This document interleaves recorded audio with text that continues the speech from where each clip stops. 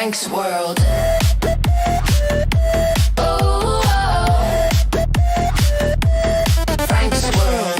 Yeah. Spin the data, let it swirl. Quantum leaps, AI streams.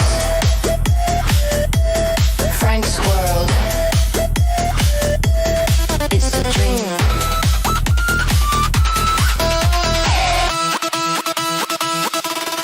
It's the dream. Hello, everyone. Your eyes do not deceive you. This is my second live stream today, Candace. I think that's great. I feel super special. I think you should. I do. Not only do I have my hipster glasses on still, but in case you're wondering who the heck is this guy, I'm Frank Lavinia. You can catch me at the following URLs: franksworld.com, datadriven.tv, and of course Impact Quantum. And with me is Candace Gooley. How's it going, Candace? It's going great. It's going great. I'm very Awesome. excited. I'm very excited to do this live. It is cool. You know, I was talking to somebody the other day about like the march of technology, right? And obviously everyone thinks about AI, but like at one point to do what we're doing now would have required thousands of dollars of equipment. And this is like 10 years ago. Like I remember when I was at Microsoft, my first stint at Microsoft, I was the one pushing for us to do more live streams out of the K Street office in DC. Okay. Right, because they would have these panel discussions all the time of, you know, these C-SPAN type stuff, right? Which, you know, not exactly mass market appeal. You know, one guy was like, you know, one firm would charge thousands of dollars per live stream, so they would hardly ever do it. And I'm like, you know, we could do this with this particular type of equipment. It was a TriCaster Mini, and as the rest they say is history. So that TriCaster Mini was about $10,000, and this is 2013, 2014 is when this was thing. So here we are now. I could stream on my phone, I could stream on my, you know, laptop or whatever, all entirely in browser, which is pretty wild. It makes people who, you know, are not technical feel technical, right? Because the tools are really easy to use. And I think that's a good segue, because I think 10 years from now, we'll be looking at 2025, 2026 in very much the same vein for quantum, right? Mm. And we're already seeing kind of these big shifts. You were telling me about, let me share this tab. This story comes to us from Reuters. And let's see if I can get that up on the screen. Come on. IonQ to buy SkyWater for $1.8 billion. Now, I know inflation is a thing, but $1.8 billion is still a lot of money. Right. I think you can buy a house in the San Francisco Bay Area for about that now. I know it's a tremendous amount of money that's coming out of a company that is not like Pepsi or Coke or like right. not in a company that hasn't even been around a long time. Right. I mean, so it's surprising. It's a lot of money. And it is still a lot of money. And apparently it's a hardware play, and it's a cash for stock. And I think this is interesting. This is I think going to be the theme of the 2030s, and as we close out the 2020s, which is a very scary thing to say out loud.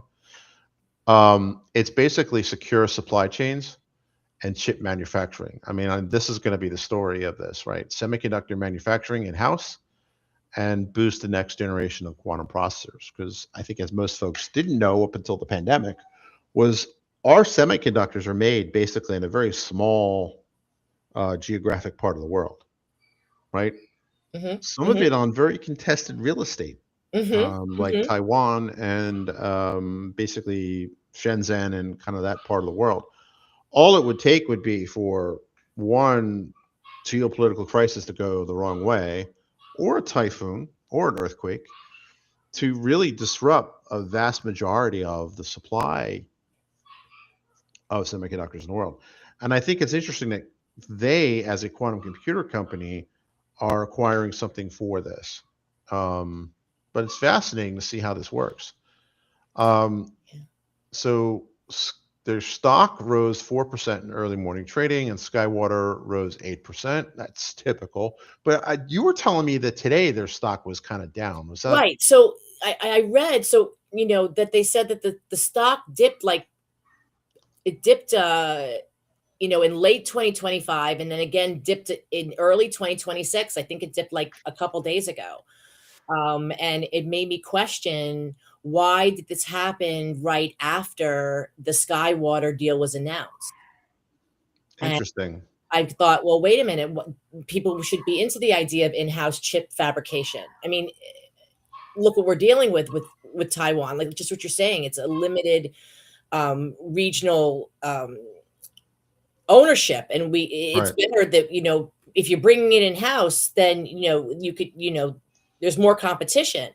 But I wondered if maybe the moves that they were making were just too big, right? Because they Well, also if you look now, they're up. They're up a little bit today. okay, so maybe But I it mean, was that always happens, though, right? Like people will.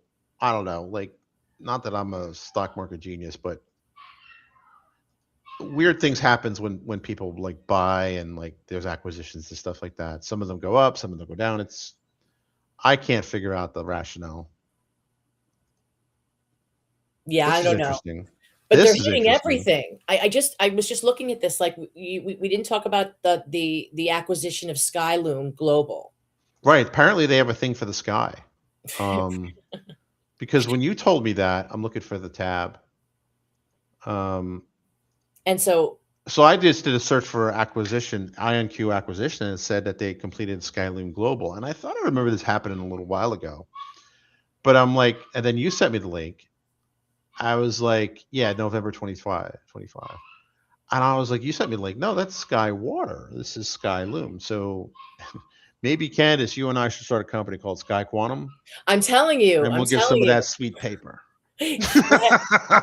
Yes, I'm all for it. So with Skywater, you have hardware. With Right. Skyloom, it's all about quantum networking and Right. communication capability, which is super important, right? And then they did a software acquisition with something called Seed Innovations.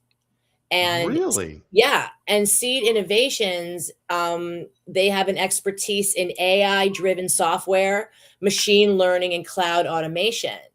And it's an idea that Wow. is to So scale quantum. it sounds like they're building out the entire supply Yeah. chain and Mhm. software supply chain. I mean, it sounds like they want to be like a big dog in this. It's looking like that. I mean, that sounds pretty cool. Like, I mean, it's definitely. I think if anyone had any doubts about the future of what the quantum industry was going to be, I think when you start tossing around billions of dollars, like I said, that's now you're in real money, right? Mhm. Like hundreds of millions of dollars is still real money. You might be able to buy a tiny condo in the Bay Area, Oh, for a couple $100 million. You can buy a solid house in DC for a couple $100 million. So right. that's like, I think Jeff Bezos's house was that. The county we used to live in, that would get you a nice big house. Okay. Yeah, where I grew up, you get a nice little pad. Not today though. I don't Yeah. know. Yeah. But no, I mean this is serious money, and I think that you're going to see a lot of this. I'm sorry. Go ahead. No, I want to tell you this because you're going to love this part. So IonQ also brought on a new CIO Oh, with really? defense tech experience. There it is. And if you check this out, like there's a lot of interesting here about the Department of War, formerly known as Department of Defense. It's interesting how there's a ban now on QKD, or quantum key distribution. That's interesting. Now they're hiring the former CIO of IonQ. That's interesting. $800 million revenue by 2027. That's just next year. I mean, this is very real. You know? Right. And I mean, remember we were talking about, the next iteration of, Yeah. where everything is going to go. Right. So yeah, this is kind of right up what we were talking about. Right. Wow. Yeah. Yeah. So they're up. Oh, depending on when this was written.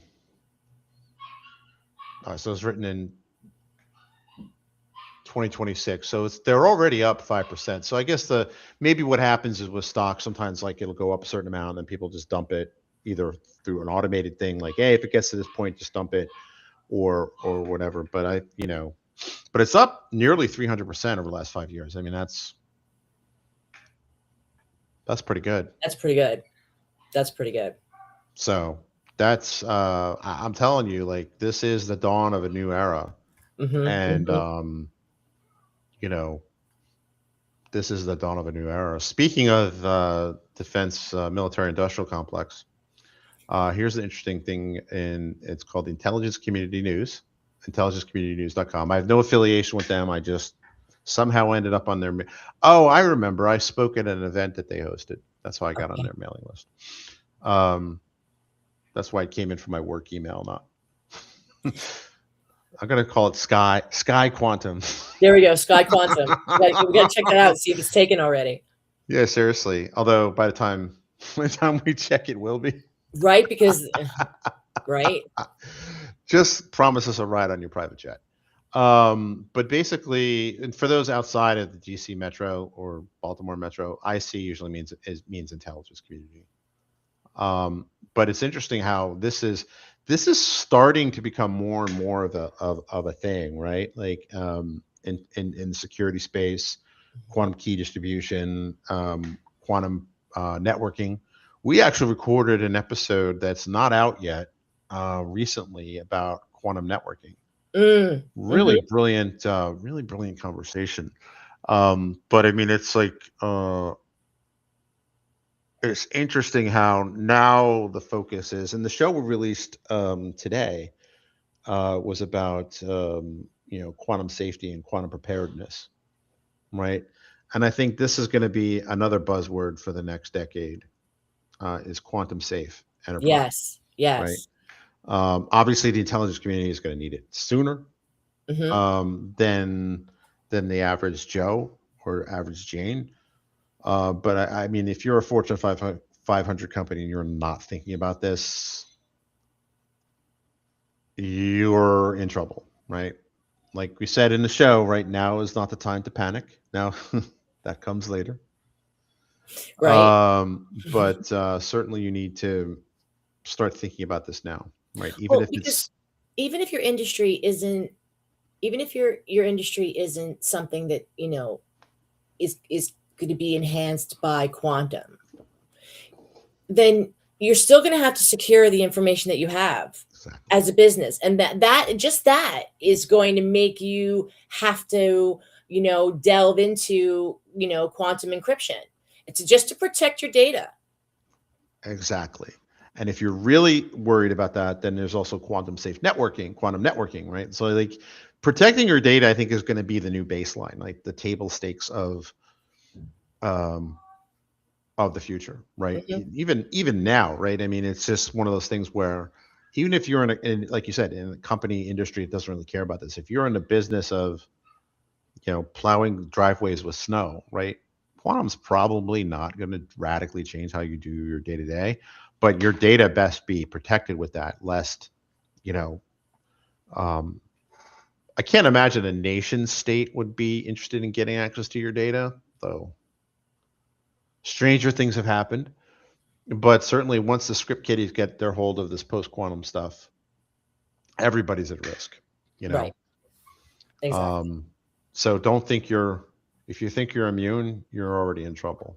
Right. And speaking of, this was an interesting. Benita's brilliant. Really, this is a great episode. This really was a great episode.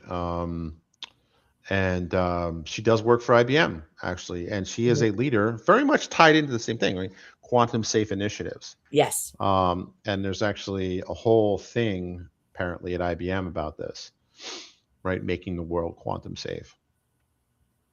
And yes, that is a red fedora you see behind me, right? So full disclosure, I do work in my day job for Red Hat, which is an IBM company, right? So I'm not, I don't know what the regulatory things I, have to say, but like, I mean, IBM really is on top of this. And I said, call me IBM. Give me a call. I'm ready to talk to you. Give me a call. So, but you're really like IBM. You're like IBM royalty. Well, right? I gotta go by my maiden name, but yeah. So that's right. There's probably a conference room named after your dad or something. It very well might be, right? But so go on. You're talking about the NIST post-quantum cryptography standards. Absolutely. Standards and practices. I mean, it's needed. There has to be those guidelines out there. 100%. My wife works at NIST. Not working on this. Although, did I ever tell you that story? No, I don't think so. My older two boys, when we lived closer to NIST, went to the daycare center there, and there was some kid there who, you go there, you pick up your kids. Sometimes you chit chat with the parents, right? It's kind of a typical daycare, right? But one day they had this thing it might have been Mother's Day. Like, what does my mom do at work or something like that? And, the kids put, what their moms did. And then this one kid had like, my mom works on post-quantum cryptography. And this was, my God, I mean, trying to think, like, my oldest would have been in kindergarten. So this is like 11 years ago. And I was like, holy cow, that's cool. Like, so it's, I don't know. It's a small world, I suppose, is what I'm trying to say. But NIST has been on this problem for a while because I think a lot of people have been thinking about this for quite some time. I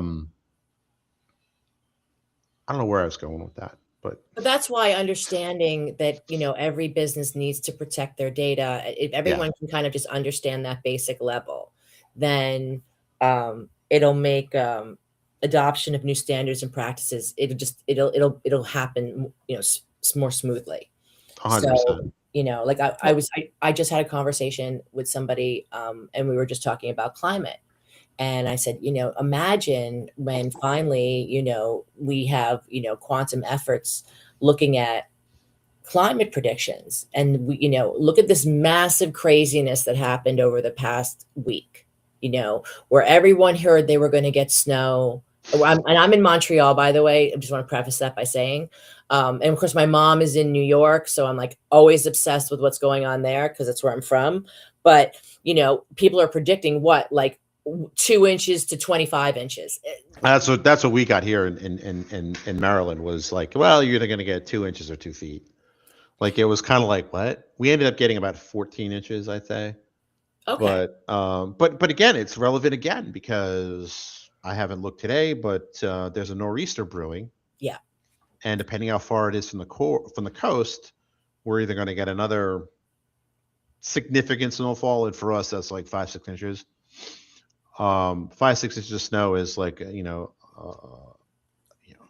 warm spring day in Montreal. A day that ends in Y. Right. Absolutely right. But seriously, just think of all the things it affects. I mean, everything from schools, right, to and then to flights, to airlines. Oh yeah, I mean, flights have just been completely disrupted. There's in case you're wondering, Frank, why are you wearing these hipster glasses? I had a concussion almost a month ago, and like I was supposed to be in Vegas this week because there's a big internal conference at Red Hat going on, and my doctor's like, "There's no way in hell you're going."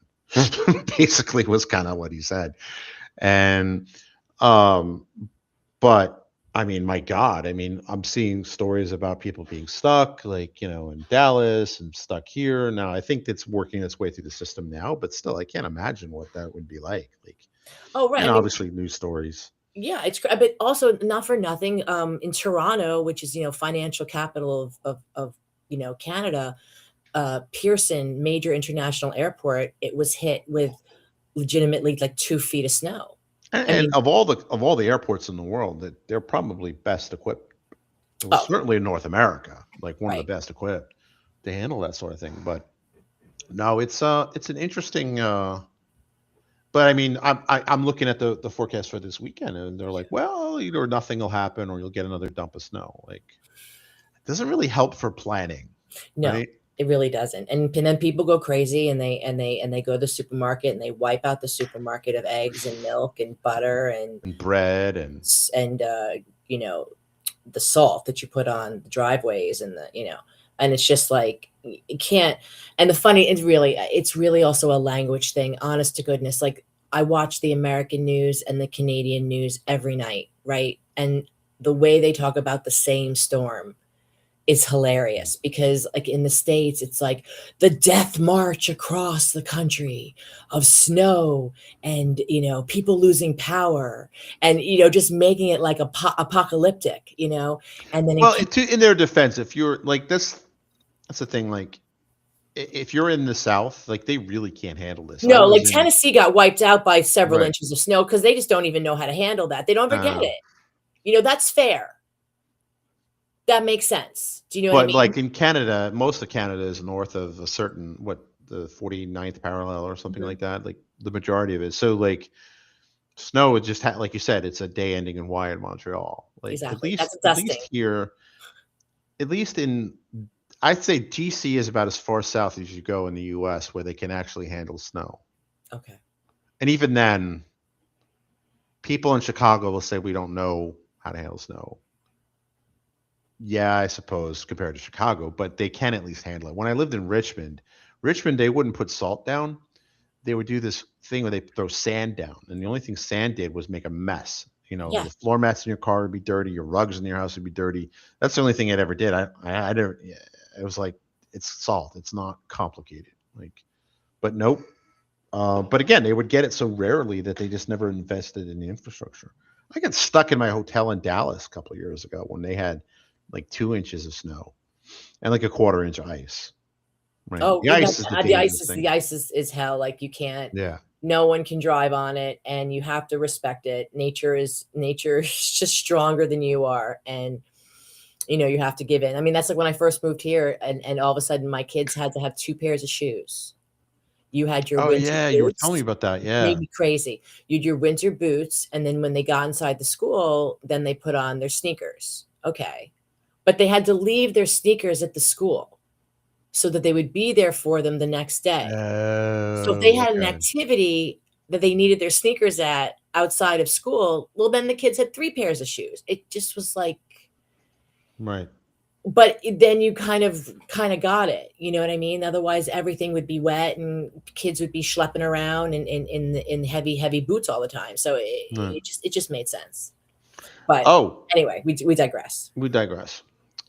Just real quick, a special surprise. What's our special surprise, Candace? Ooh, I'm very excited about this. I really, really am. We're going to be launching a new podcast, and it's going to be called Women in Quantum. And I'm really, really excited about it because I want young women to understand that they get to be curious and there gets to be a space for them in the ecosystem when they find out how different women that we're going to be speaking to all came upon quantum in very different ways. That was the thing that really struck me was like, and not just women, men too, but like, the STEM fields tend to be male biased anyway, but like, you know, we've met some interesting characters since restarting this podcast almost a year ago. Hmm. And like the stories of how some people get to quantum are just like really like, wow, like how'd that happen? Because it's not linear necessarily at No, all. it you is know very nonlinear, which I suppose is very appropriate. Very appropriate, absolutely, Uh, apropos. But yeah, so like just today, I was speaking to this really exciting individual who was born in Russia, mhm. and the experience that she had in school was very different than the experience the lady that I spoke to yet last week, who was born and raised in Egypt. Okay, and then there's another woman who I spoke to who was born and raised in Iran. And it's just incredibly interesting to see how very much the culture will define the opportunity. Yes. By and large, I don't think we're completely victims of our circumstance, but yes, I mean, it definitely does set the tone. And yeah, no, I'm really, I haven't listened to the recordings yet, but I'm really looking forward to it. I am too. I'm really excited about it. And So so we don't have a logo quite to reveal yet, but soon. So stay tuned, folks. And I have to jet. But if you're listening to this, because we're also going to post this in the main feed too, you know, thanks for watching. Thanks for listening. Thanks for watching all that stuff. Any parting thoughts, Candace? you know what? I want everyone to stay safe and be kind. And that's I like my it. parting note. And stay warm too, because there's still winter. Yes, yes, it is. All right. With that, we'll play the outro music or outro animation, depending on which version you're listening to.